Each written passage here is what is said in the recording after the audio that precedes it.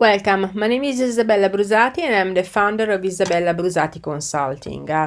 In this video, I will be talking about the myths that surround coaching. I deal mainly with executive and business coaching, so let's have a look at them. The first one is business coaching is a fad. Well, actually, it is false. In fact, business coaching has been around for over 40 years. It gathered a lot of momentum in the 80s and has been going from strength to strength since. Actually, it's one of the very few professions that even during the recent recession has not experienced any kind of slowing down. Executives and companies were cutting costs, but most of them were not actually cutting on business coaching or executive coaching. A recent research shows that just last year, the business coaching and executive coaching market was worth more than 1.5 billion US dollars. So is it a fad? Well, no. Myth number 2, business coaching is for poor performers. Well, this is actually a bad rep. That's because originally when coaching started to become popular in the 80s, it was mostly used for executives that were not hitting targets, and from there, basically, it developed a reputation for, let's use this methodology for someone that is not performing.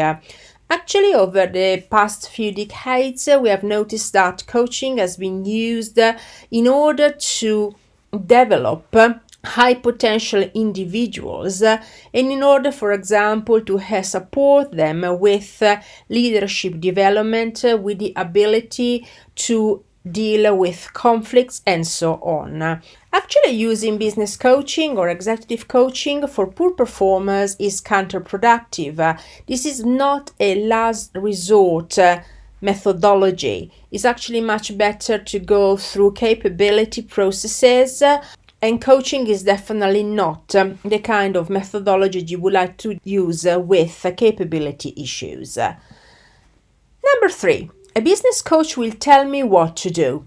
This is actually false. There is this myth that if someone starts a coaching process, the coach is going to do all the heavy lift. Well, actually, a coach acts more like a sounding board, acts like a mirror, and coaching is based on the belief that all the answers are in the coachee himself or herself. Basically, what the coach does is to stimulate new solutions, to stimulate new types of decision by using effective questions and effective feedback. So if you expect to go to a coach and get all the answers from them, well, actually, that's not coaching. Business coaching is like mentoring, actually talking about someone that tells an individual what to do. Sometimes people tend to refer more to mentoring. Mentoring actually is defined by David Clutterbuck like a coaching plus. It means that it's coaching plus wisdom. What does that mean? It means that basically a mentor is usually someone that has got more experience in a specific area. It's more like passing their knowledge and wisdom to people that basically would like to follow a specific path. So they've been there before. The 5th myth is coaching creates dependence. Well, actually, that's not the case because if the coach is very capable, would give the coachee the methodologies and the tools to find their own solutions. There is also a code of ethics that coaches have to comply with that clearly states that creating dependency is actually unethical. The 6th myth is coaching is only for senior people. Well, actually, this is false. Originally, companies tended to invest in senior executives, over the past few years, they have realized the importance of coaching also people that are going to be the leaders of the future, or also employees at a lower hierarchical level. And that's because coaching gives the possibility to enhance and develop certain skills, and especially soft skills, and to increase organizational performance quite quickly. The seventh myth is everyone is coachable. Well, actually, that's not the case. And that's because, as I said before, the coach is not going to give advice to a coachee. Actually, the coach is not a consultant.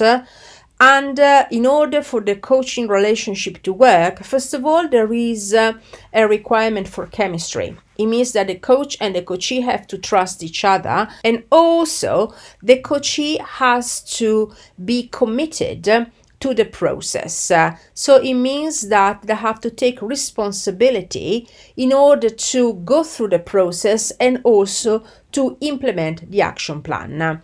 So if someone is not particularly committed and is not interested in taking responsibility, well, even the best coach in the world is not going to make miracles. The eighth myth is a business coach does not need to have experience working in organizations. Well, some authors and researchers agree. From my point of view, this is false. It is extremely unlikely that a senior executive or someone that works in an organization would like to work with a coach that doesn't have any business experience.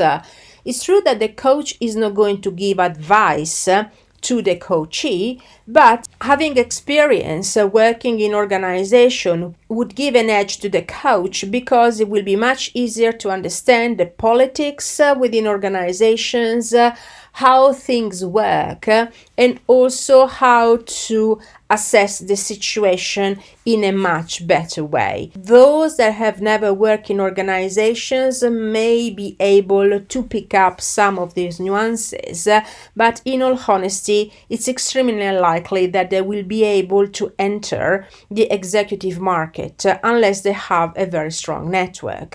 It is not unusual for organizations evaluating the possibility of working with business and executive coaches to ask specifically for business experience. Sometimes they also ask for sector experience, which is not a requirement, but definitely having a business experience, and also business experience that does matter, it's key. A coach does not need any coaching qualification. Well, this is a massive problem when it comes to the business coaching and executive coaching sector. And that's because it is unregulated. It means that every single person could wake up one day and say, I am a coach.